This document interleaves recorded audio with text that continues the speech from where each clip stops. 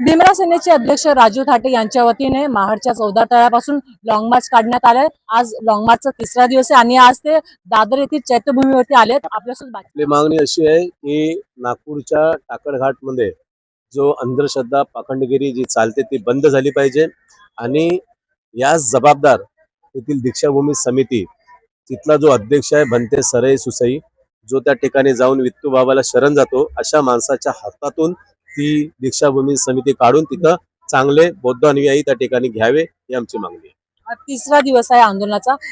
एकंदरीत किती दिवस लागणार आपल्याला नागपूरला पोहोचायला? मला आता याच्या पुढे 15 दिवस लागणार आहेत नागपूरला जायला।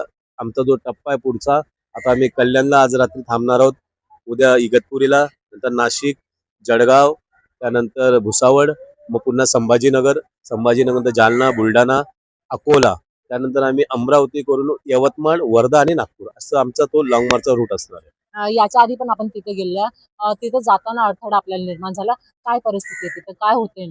तिथे आम्ही डिसेंबर महिन्यामध्ये गेलो होतो, त्यावेळेस आम्ही जसं त्यांना माहित पडलं की आम्ही त्या ठिकाणी येतोय, त्यांनी त्या ठिकाणचे सगळे ते दुकानं वगैरे बंद केले, त्या ठिकाणी भुवाबाजी त्यांनी बंद केली, ते बाबासाहेबांचा फोटो त्यांनी काढून ठेवला, बुद्धांचा मूर्ती तिथं होती, ते आम्हाला बोलले की हे आम्ही लवकरात लवकर काढू।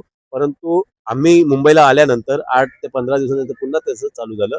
मग आम्ही त्यांना सांगितलं होतं की आता आम्ही तुम्हाला फक्त बघायला आलेलो आणि तुम्हाला समज द्यायला आलोय, तर तुम्ही प्रेमाने समजा, नाही तर मग आम्ही जन आंदोलन करू। आणि त्यांनी ते नाही ऐकल्यामुळे आता आम्ही जन आंदोलन करत आताही आम्ही जे त्यांना सांगतोय कायद्यानुसार शांतते आणि समाजाला समजावण्याच्या भूमिकेतून सांगतोय। आम्हाला असं वाटत नाही की त्या ठिकाणी जाऊन गुंडागर्दी करावी किंवा मंदिरात घुसावं, ते काढावं अशी आमची बिलकुल इच्छा नाही। पण 15 दिवसानंतर जर त्यांनी ते नाही केलं, मग शेवटी मग आम्हाला पण विद्रोह करावा लागेल, कारण आम्ही शांततेच्या मार्गाने चाललेलो आहे। शांततेच्या मार्गाने जर न्याय भेटत नसेल, जर सरकार आम्हाला न्याय देत नसेल, तर मग आम्हाला रस्त्यावर उतरावं लागेल। मग आम्हाला रस्त्यावर उतरावं लागेल, याची जबाबदारी जर कोणाची असेल तर ह्या महाराष्ट्र सरकारची, देवेंद्र फडणवीसची आहे। ही जबाबदारी कोणाची असेल तर त्या टाकळघाटच्या मंदिर परिसराची आहे। त्यामुळे आम्ही शांततेने जातोय। आमची इच्छा आहे की शांततेत आमचा हा जन आंदोलन व्हावं, परंतु आम्हाला जर कोणी उकसवण्याचा प्रयत्न करेल, कोणी आमच्या भावनांचा आदर करणार नाही, तर मग आम्हाला मुश्किल म्हणजे मजबुरीने करावं लागेल। श्रद्धा असावी पण अंधश्रद्धा नसावी। भीमसैनिकांना रस्त्यावरती उतरावं लागतंय। अंधश्रद्धा निर्मूलन समिती काय करते?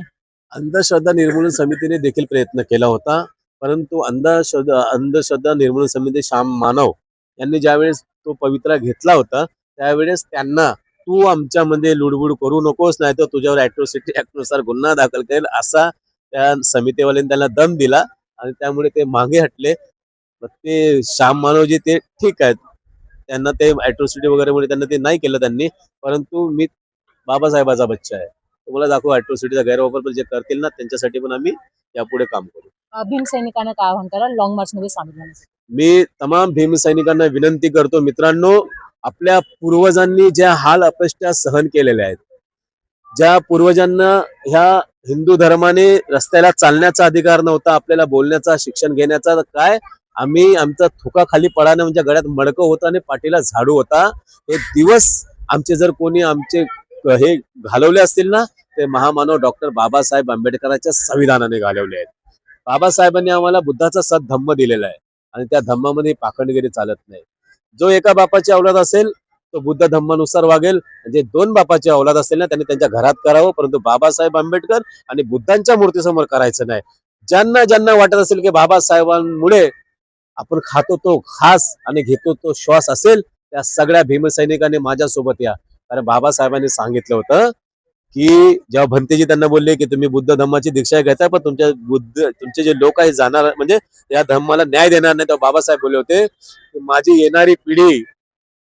येणारी पिढी बुद्ध धर्म मजबूत करण्यासाठी स्वतःचं बलिदान देईल। ते बलिदान द्यायला मी तयार झालेलो आहे।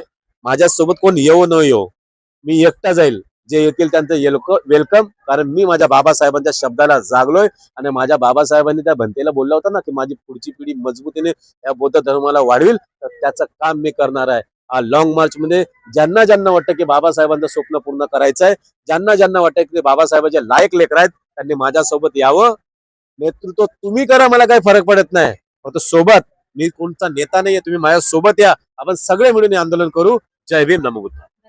बातचीत करण्यासाठी. तर आपल्यासोबत होते राजू थाटे, ज्यांनी सांगितले की नागपूरला त्यांचा लॉंग मार्च धडकणार आहे आणि भीम सैनिकांना मोठ्या संख्येने त्यांच्या लॉंग मार्च मध्ये सामील होण्यासाठी त्यांनी आवाहन केले. व्हिडिओ सब्बासोबत मी प्रियंका सिंग, दिव्य भारत न्यूज, दादर.